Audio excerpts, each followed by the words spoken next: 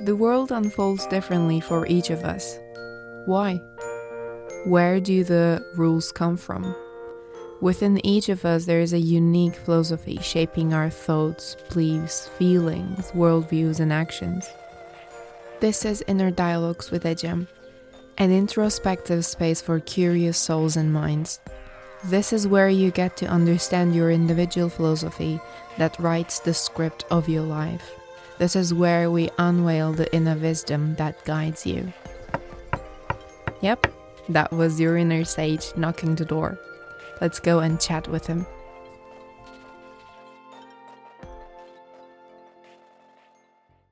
Hi, it's Ecem. Welcome back to Inner Dialogues with me. Today I want to start with a story. A story about the first time that I felt a clash between what I want to do with my life and what the world wanted me to do. I was about to finish middle school and I had to make a choice about which high school I was going to study in. We were sitting with my school counselor and my parents in a meeting room in my school. I remember my frustration and my tears following it.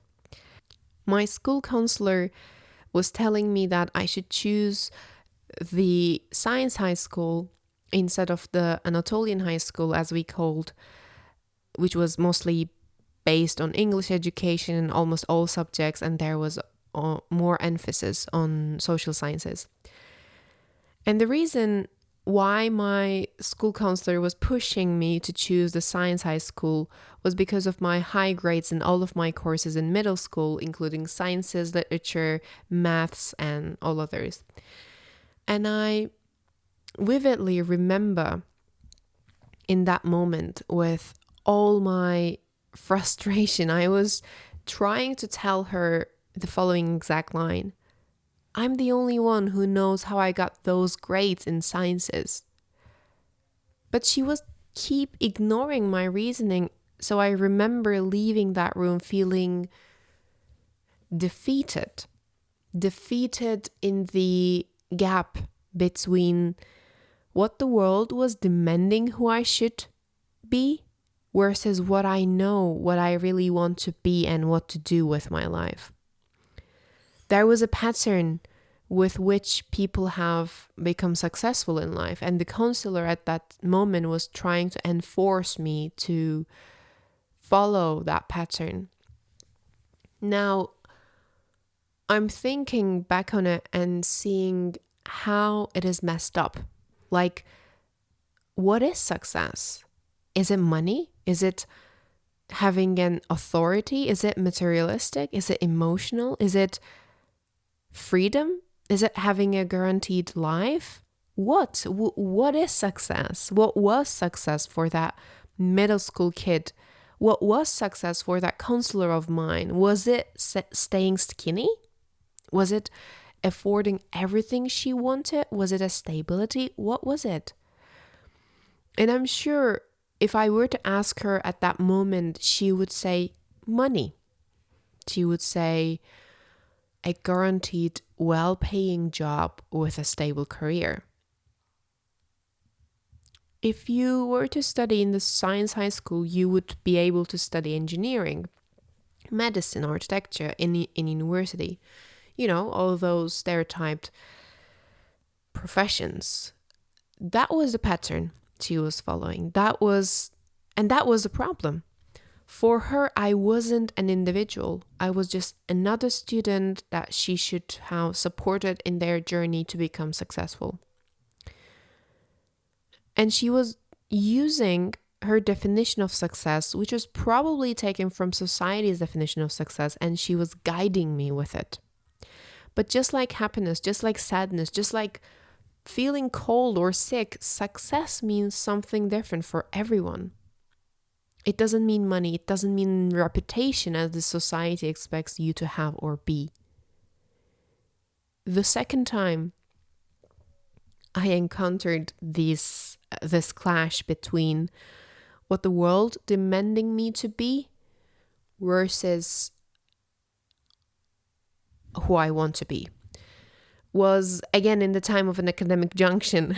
This time I was about to finish high school. Yes, I didn't follow what my school counselor told me to do. Instead, I followed what my little heart at that time said and studied in an Anatolian high school. How it works, the where I grew up was that in the last 2 years of high school, you go into this race, basically, where you heavily study for a standardized university entrance exam in a way that all the focus of students and educational institutions is in preparing you for this exam instead of teaching the subjects that you're responsible with. But of course, I had to be the odd one out by trying to learn the subjects and the topics with which we were responsible with. Well, the reason is obvious, at least it is obvious now. I was eager to learn new stuff. I was so hungry to learn new things and new perspectives with which I can see the world differently. I mentioned about my constant need for self-development and how it was working against me in some situations in the previous episodes. And here, again, I can understand that girl trying to learn the subjects by heart, taking everything as lessons and mental notes for her life and her future through them, and not thinking about the stupid exam that she was going to take because supposedly it was going to determine her future. Full of irony. Full of, sorry, but bullshit. Full of formulaic way outs. Full of betrayal to our individuality. Anyway, this time, in this junction, I was being expected to choose which university I was going to study in. And you were also expected to think about the university that you want to study in while you study for the exam so that, you can aim better and maintain a point close to the minimum point that university's entrance requirement. But here again, I had no clue. I didn't want to go into uni. I was quite enjoying studying, learning in high school, so I wasn't thinking about which university I should aim for. I was just studying to learn and to have good grades eventually. And then I realized that not only I have to pick a university, but also a department, history, sociology, medicine, whatever. To be honest, I don't clearly remember a vivid moment that I can tell you about from those uni preparation years, let's call it. Fortunately, I've forgotten the internal struggle that happened in those years. But I remember the way out. I remember the solution, which then became my motto in my studies and in my individual philosophy directing my life right now. I had this marvelous English teacher in the first year of my high school. He was a unique person. Just by watching him talking, listening, observing, existing in general, I have learned so many things about life and how I want to create a life for myself.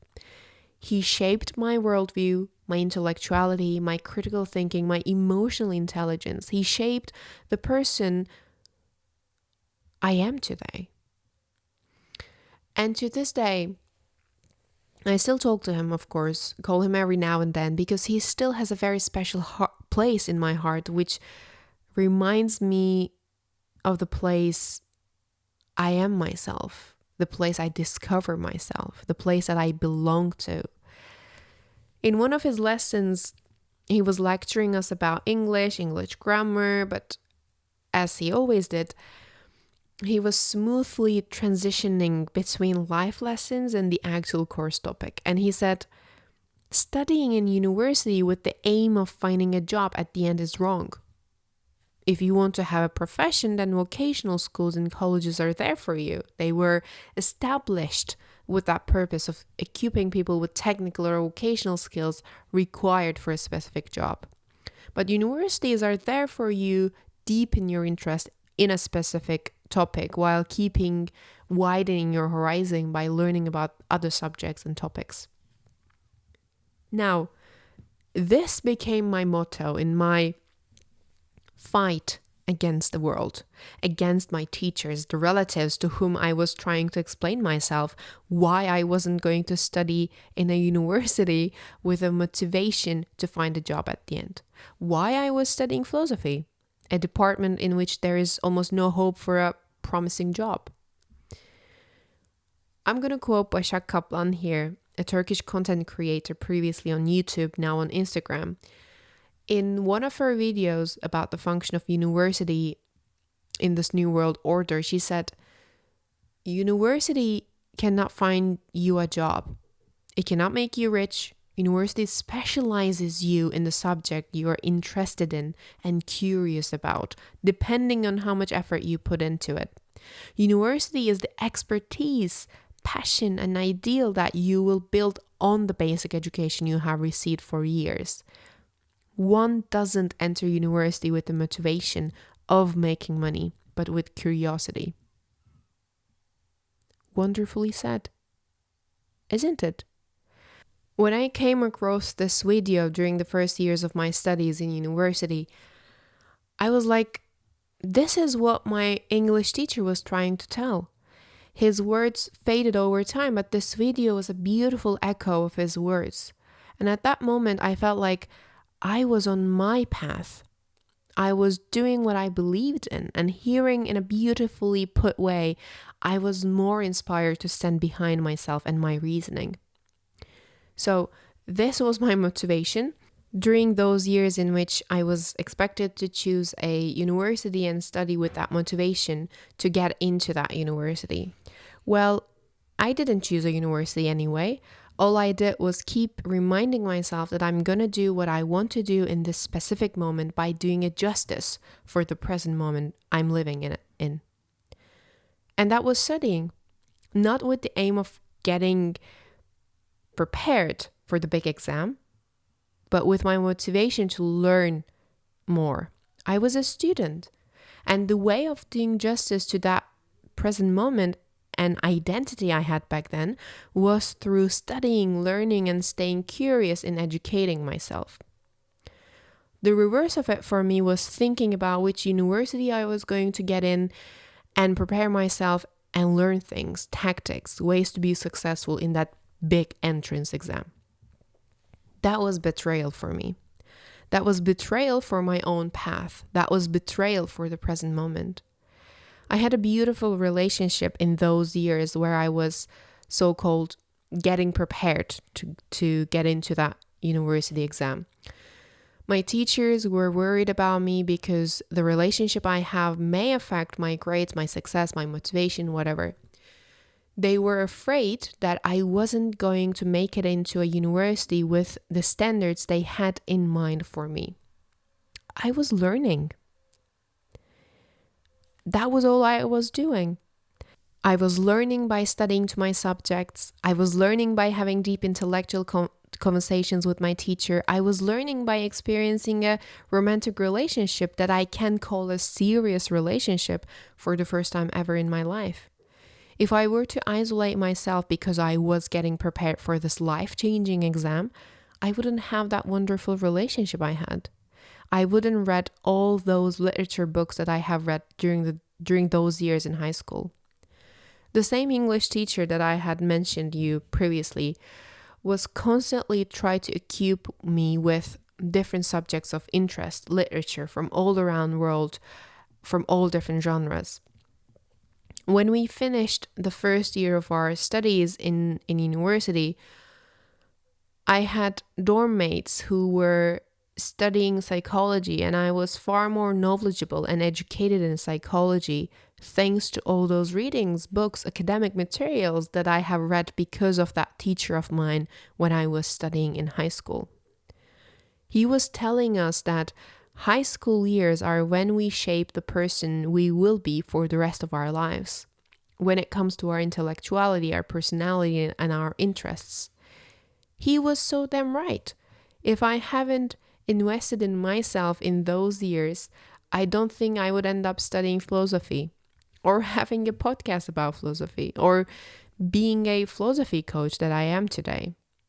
This episode has been more personal than the previous ones because all I've talked about was basically 2 stories from my life. And the moral of those stories is definitely not that I figured it out. No, definitely not. If there has to be any moral of these stories, it may be that I am in a constant battle between who I am, who I want to be, versus what the world is demanding from me in the person who I should be. I think this is what is called putting on a pedestal. Songwriters use this phrase quite frequently, and now I found the place of it in my story. Society puts us on a pedestal. In my case, it is happening when my parents have told me that I could have succeeded and climbed the corporate ladder easily. It is happening when my school counselor was telling me I should choose sciences over other subjects. I can do better than others, be successful than others. It is happening when one of my teachers is telling another student that they should follow and mimic how I was doing a presentation on stage. It is happening when my parents ask for my opinion when it is about the academic life of my younger brother.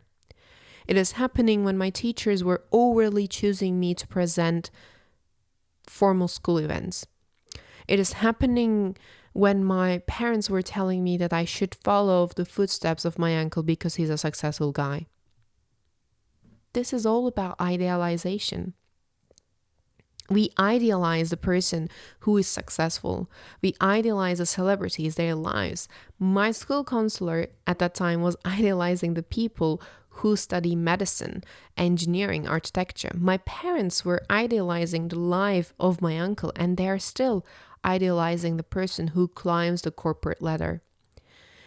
When students were asked to choose a university goal for themselves to keep them motivated in their preparation years, they were idealizing that university, the life they'll have in there. Look, I'm an idealist. I really am. And my constant battle with myself between who I am today and who I want to be is a perfect prototype of the bigger battle I have with the world and how this world is running. But there's a difference in being an idealist and putting people on pedestal. I had no expectations from university years because I didn't put the time that I'll have in uni on a pedestal. I didn't see that present moment I had in high school lesser than what I will have in uni. I didn't see university years as this paradise, an escape from studying hard as most students did. However, I'm idealizing the lives of celebrities, and that is why I don't ever want to meet with my idols, my favorite artists, authors, philosophers, because I know that I created someone else in my mind that is completely different than who they are as a person. This is idealization. And I know how to cope with my idealization, although it gives me pain and overthinking about the dynamics of this world. Idealization, I think, becomes problematic and uncomfortable when it is projected as expectations we have from others, as putting people and things on pedestals. So by putting these success figures on pedestal, society, we create norms, stereotypes, and artificial standards for our lives, for what we consider as success and good life. Now, the fun part is coming. It is where I crashed, almost, literally. When I was about to finish my studies in university, I studied philosophy, by the way, I hit a wall. I hit the wall of the society. I was going to graduate on June, July, and the crash started to happen in my mental health around January, February, so 5 to 6 months before I graduate. I've always had a good balance between hearing what others are saying and listening to my inner voice. I've always found my way by minimizing the external voices through just hearing them instead of listening to them. I've mostly tried to listen to the echoes inside of me. This sounds quite sophisticated, right? I didn't realize what I was doing was this before I lost it, basically. Before the external voice and the outer world got quite noisy, I haven't realized how I was finding my path in the way I explained you. 5 or 6 months before I graduated, I started experiencing so much worry regarding what I was going to do after university. My motto, studying university with the curiosity you have for the subject, not with the hope of finding a job, wasn't bringing any peace and wasn't allowing me to get back into my trusting mode. I started to feel quite irritated with people's questions of what are you going to do after graduation? What job are you going to work in? I let the external voices became a noise within myself in which I wasn't able to hear myself and the deep trust I've always had toward the timing and working of things in this life. I started to have acne all around my cheeks and chin. I started to lose the passion I have for further education, the passion I have for yoga and spiritual journey. All I could think about was, now what? The norms of education system ends here. It started with kindergarten, then with elementary school, then with high school, and lastly with uni. There was always a predetermined way of doing and being things. But now after graduation, after uni, there is a void.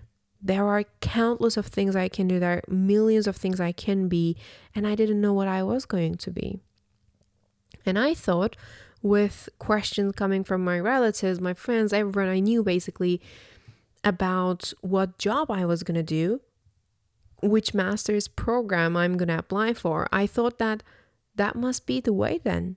After uni, I need to find a job. I need to continue in further education. Am I already late for the master's application? Am I already late in applying for internships, jobs? Am I late to life? Now, looking from here, looking to that Ecem from today, all those questions she was battling with seem so ironic, but at that time, that girl was so much in pain, so much in irritation toward the world, toward herself. She graduated, although she feels like a university student still, because she still has that curiosity with which she studied her department and every course she had. Anyway, the whole summer passed by applying this or that Erasmus Plus youth projects all around Europe, but didn't get any reply from any of them. And in the final week of August, I discovered this website through a very dear friend of mine and applied for an internship as a project assistant in those Erasmus Plus projects that I was trying to participate in. If you have no clue what those projects are, I haven't had any clue back then as well. I got accepted and started working first as an intern, then as an employee.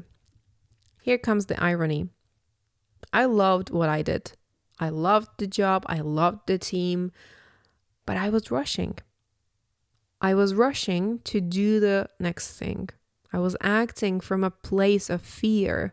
The fear of now what? The fear of uncertainty, the fear of not being able to figure it out, the fear of what's going to happen after graduation if I didn't have a job. Then I realized that job opened a space in my life. It almost took the pressure out of me in fitting into social norms and expectations. Finding a job after graduation, working, earning your life, etc. It almost provided me with an answer to those questions that were creating noise within me about what I was going to do with my future. It was almost like a mask that was covering me toward those questions and toward the radar of society while I was learning a new world that I wasn't aware of before. But more importantly, while I was getting prepared for the next phase of my life, which was going to be all about self-actualization through building my own business in coaching and with this podcast. Now, that's the end of the story for now. I don't know when there will be another junction where I need to decide and have a minor existential crisis, but this has been like a bird eye view to my life with the lens of this constant clash between social demands of who I should be versus who I deeply know who I want to be. What did happen in my recent job, which made me realize about my potential and the thing I can serve with to others? If I were to say in one word or phrase, I call it understanding my individual philosophy. And if I were to start talking about it now, it would take another episode. So I'll talk about it, what individual philosophy means for me, what would happen if we wouldn't get to understand it in the next episode. But for now, I want to think about what could have been the other way around. Like in the junction of middle school and high school, I followed my heart and didn't study science. In the junction of high school and university, I was able to find a department and university which perfectly suited my approach toward what a university should provide me. And lastly, with the junction of university and afterlife, let's call it the junction of career, I followed what others expected me to do, which was finding a job. What could have been the other way around?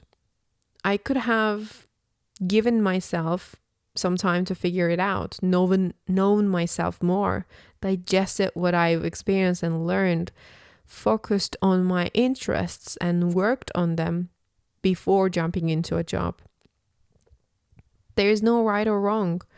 There are only lessons in life. And my lesson from these three junctions is that I cannot force myself to love things, to enjoy things, and to conform into things.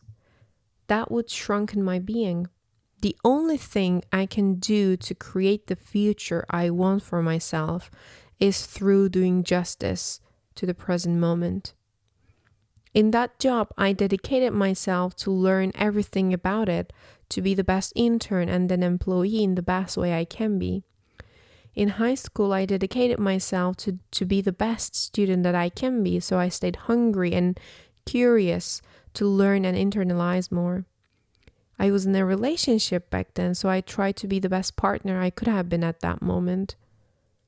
And now, I'm a coach, I'm a philosopher, I'm a thinker, I'm a podcast host. I don't know what future will hold. I have my visions and aspirations for it. And every day they either fuel me to be the best version of those things that I can be, or they frustrate me. And when the frustration comes, I just stop being those adjectives, those identities. I just be myself, be Ecem, do things that I love. Or the other way around, if I feel so restricted, overwhelmed with being myself, I pretend like one of those identities, like the best philosopher in the world, like Socrates, like a good yoga teacher, like a thinker, like a good podcast host. I find my wisdom by putting the clothes of an inspirational identity. Doing justice to the present moment. This is my takeaway from my story today. What about yours? How did these stories resonate with you? What does doing justice to the present moment mean for you? Or maybe what is your takeaway from these stories? I would like to hear from you from wherever you're listening to. Feel free to leave a comment or reach out to me. As our conversation for today fades away, may you find your echoes of it that resonates within you. Thanks for listening today. This is Inner Dialogues with Ecem, a place where you discover your inner you, a place where you belong. Until next week, take care.